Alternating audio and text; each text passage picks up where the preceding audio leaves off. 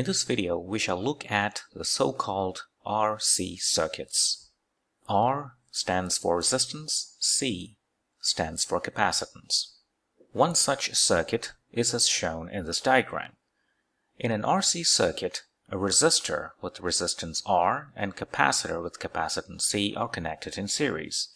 They are both connected to a battery with an EMF E, and S is the switch that we can use to connect the circuit. Such a circuit can be used to charge a capacitor. Let's see how this works. When we close the switch, there will be current coming out from the positive terminal of the battery and going in the direction shown. So this current will go through the resistor and complete the circuit in the direction shown, back to the negative terminal of the battery. And while this circuit is complete, the charge will start to build up on the plates of the capacitor. Since this plate of the capacitor is connected to the positive plate of the battery, this plate will be positively charged and the other plate would be negatively charged. At any intermediate time t, let's assume the magnitude of charge on the plates is Q, where I can be expressed in terms of Q in the following manner. It is simply dq dt. The buildup of charge on the plates of the capacitor will go all the way from 0 to some intermediate value Q, and it will finally reach a maximum value of capital Q. When the plates of the capacitor has a charge of capital Q, we say that the capacitor is fully charged. We would like to answer two questions. The first question is, how does Q varies with time? And because Q is changing with time, how does the current in the circuit changes with time? So these are the two things we would like to address now, as the capacitor is being charged. To address those questions, let's apply the loop rule to this circuit. We choose the loop in a counterclockwise direction. So the first component that we go or travel through is the battery. It picks up a positive E in the potential difference. The second is the resistor. The direction of travel is the same as the direction of the current, so that's going to pick up a minus potential difference, namely minus IR. And the final component is the capacitor, and we go from positive to the negative terminal that indicates a minus in the potential difference. Since the potential difference between the plates of the capacitor is related to the charge at that point in time by the following equation, Q equals to C potential difference, so we work out the potential difference to be Q over C, so that Q over C will go in there. And since the sum of all these potential differences should be the same as 0 according to loop rule, that's the expression we get. Since I is dq dt, let's substitute that R dq dt minus Q over C equals to 0. Rearranging this equation a little bit, you get dq dt equals minus Q over R times C minus EMF over R. This is a first-order differential equation, the solution of which is given below. Q as a function of time equals C E 1 minus exponent minus time over R times C.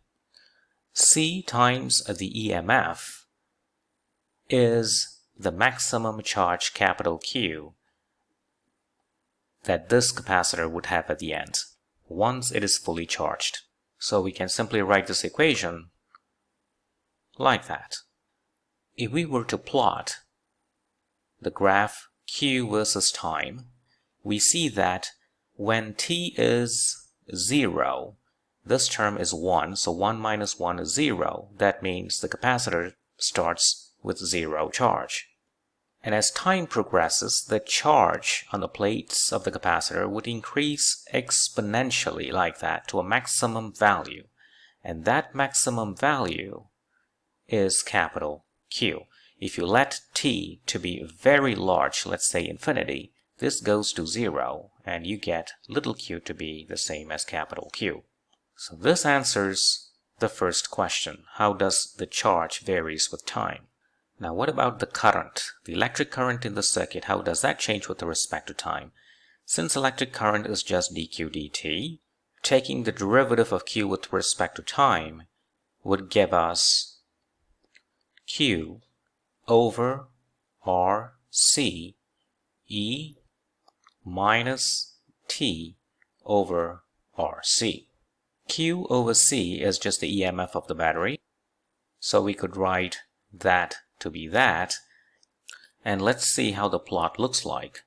At t equals to 0, the current is maximum. The current is given by EMF over the resistance of the resistor. When t gets very large, let's say infinity, the whole term goes to 0.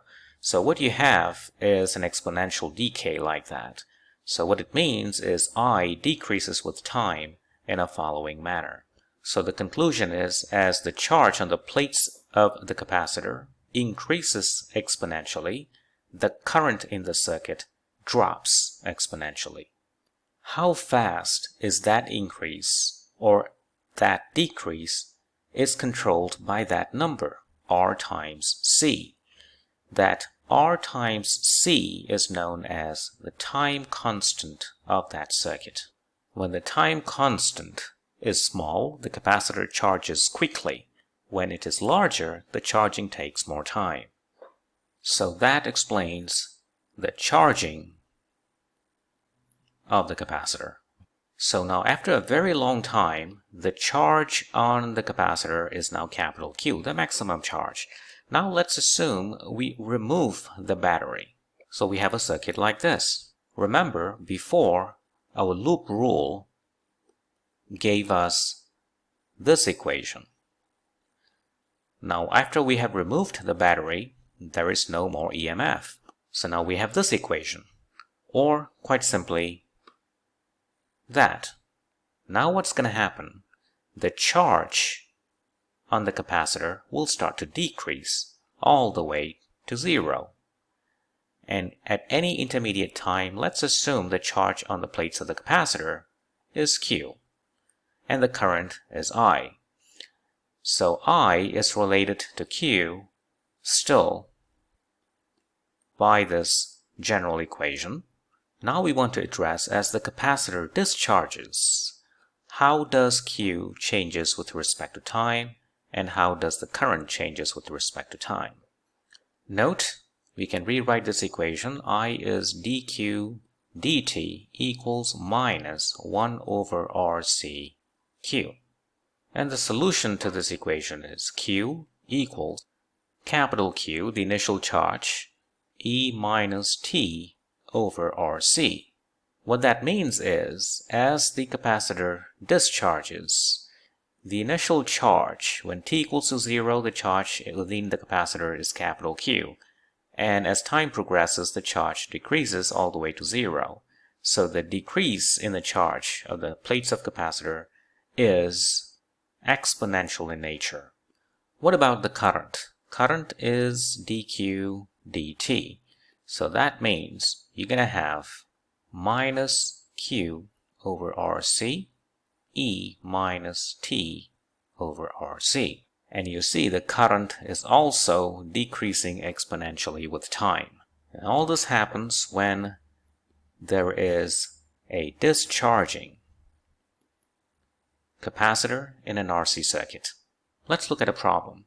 An uncharged capacitor and a resistor are connected in series to a battery as shown in this figure.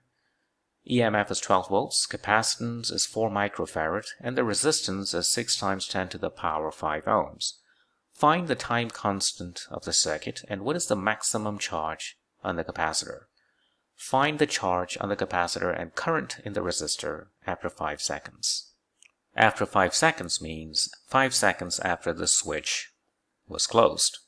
So let's do the time constant. Time constant is given by the product of resistance and capacitance. In this case, the resistance is 6 times 10 to the power 5 ohm, that one. Capacitance is 4 microfarad, so 4 times 10 to the power minus 6 farad. And that should give you answer in seconds, because time constant has a unit of seconds. And you're going to get the answer of 2.4 seconds for the time constant. Part B. What is the maximum charge on the capacitor? When the charge on the plates of the capacitor are maximum, let's call it capital Q, there's no current in the circuit, but the capacitor is connected to the battery with an EMF E. So Q is the EMF E times the capacitance of the capacitor. EMF is 12 volts. Capacitance is 4 microfarad, 4 times 10 to the power minus 6. And the answer for Q in coulomb is 4.8 times 10 to the power minus 5 coulomb. Part C.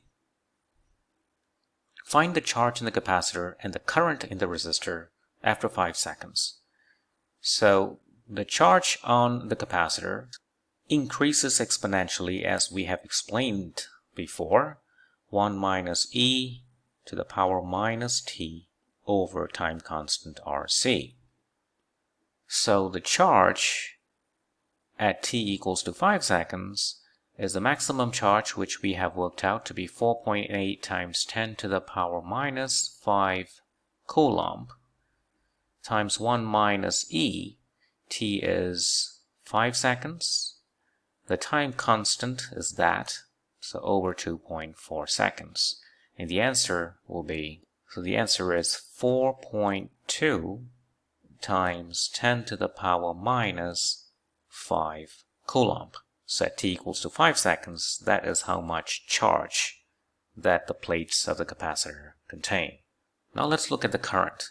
We know current at any time t decreases exponentially with a maximum current given by EMF over the resistance, and that times with e to the power minus t over time constant RC.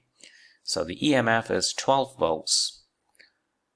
The resistance is 6 times 10 to the power 5 ohms. E minus 5 over 2.4 seconds, because RC, which is a time constant, is 2.4 seconds. And you're going to get 2.49 times 10 to the power minus 6 ampere. So that is the current 5 minutes after the switch was closed. And that solves the problem. Thank you for watching.